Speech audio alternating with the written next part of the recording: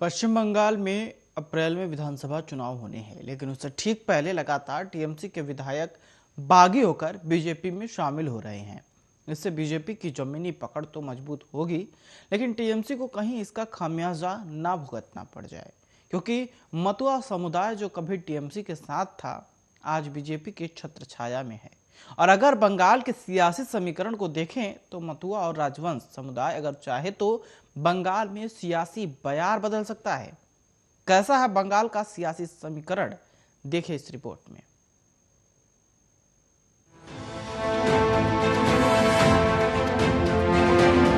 सपना देखना आसान है, लेकिन सपना देखना जानना पड़ता है। मोदी जी, आपको सपना देखना आसान नहीं है, आपको देश को तोड़ना आता है। बंगाल में सरकार बदलनी है या नहीं बदलनी है? मोदी जी को फिर से प्रधानमंत्री बनाना है, नहीं बनाना है?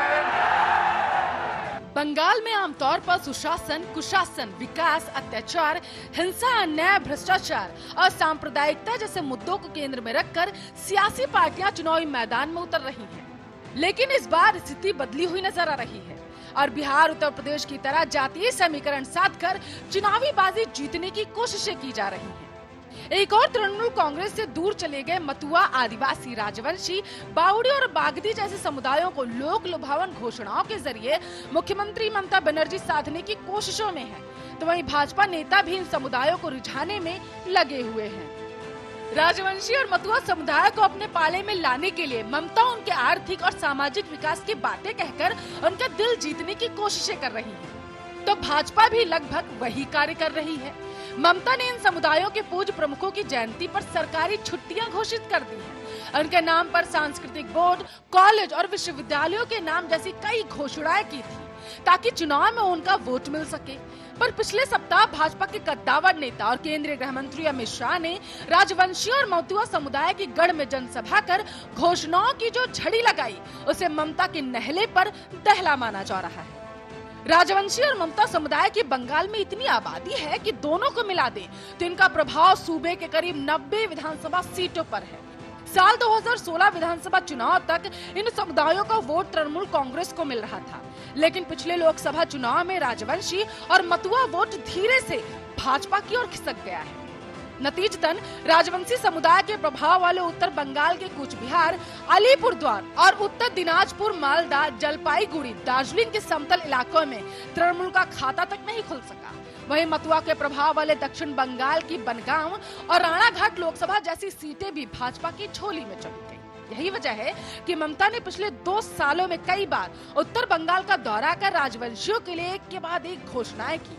कूच बिहार में नारायणी और आदिवासी इलाके में जंगल महल और पुलिस बटालियन बनाने, 5 करोड़ रुपए से बागदी, बावड़ी और 10 करोड़ से मतुआ कल्चरल बोर्ड बनाने की बातें कही गई। राजवंशियों से लेकर आदिवासी, बागदी और बावड़ी समुदाय को ममता ने साधने का पूरा प्रयास किया था, लेकिन एक ही झटके में ममता की रणनीति पर अमित शाह ने पानी फेर दिया। शाह ने कूच बिहार जिले के ऐतिहासिक राम मेला मैदान में सभा कर राजवंशी समुदाय के लिए और बड़ी बड़ी घोषणाएं कर डाली। उन्होंने मुगलों को कूच बिहार में रोकने वाली राजवंशियों की नारायणी सेना के नाम पर केंद्रीय अर्धसैनिक बल में नई बटालियन गठित करने, कूच बिहार साम्राज्य के राजा नर नारायण के छोटे भाई चिला रॉय के नाम पर पूर्वी जोन के केंद्रीय सशस्त्र पुलिस बल ट्रेनिंग सेंटर का नाम रखने की घोषणा कर डाली। बंगाल के सत्ता में आते ही 500 करोड़ रुपए की लागत से राजवंशी सांस्कृतिक केंद्र, टूरिस्ट सॉकेट और 250 करोड़ रुपए की लागत से पंचानन वर्मा स्मारक केंद्र में उनकी मूर्ति स्थापित करने का ऐलान भी कर दिया गया। दरअसल राजवंशी समुदाय राष्ट्रीय नागरिक रजिस्टर चाहता है ताकि वहां रहने वाले घुसपैठियों को निकाला जा सके। यही प्रमुख वजह रही है कि पिछले लोकसभा चुनाव में राजवंशियों का वोट भाजपा को मिला था। उत्तर बंगाल सहित इससे सटे असम के कुछ जिलों में भी राजवंशी समुदाय का प्रभाव है। असम में भी चुनाव है, ऐसे में शाह ने एक तीर से कई निशाने साधने की कोशिश कर डाली। वहीं ममता ने जो मतुआ जैसे शरणार्थियों को जमीन पट्टा, राशन कार्ड से लेकर अन्य सभी सरकारी सुविधाएं देने की घोषणा कर अपनी ओर आकर्षित करने का प्रयास किया था, उसकी भी शाह ने हवा निकाल दी।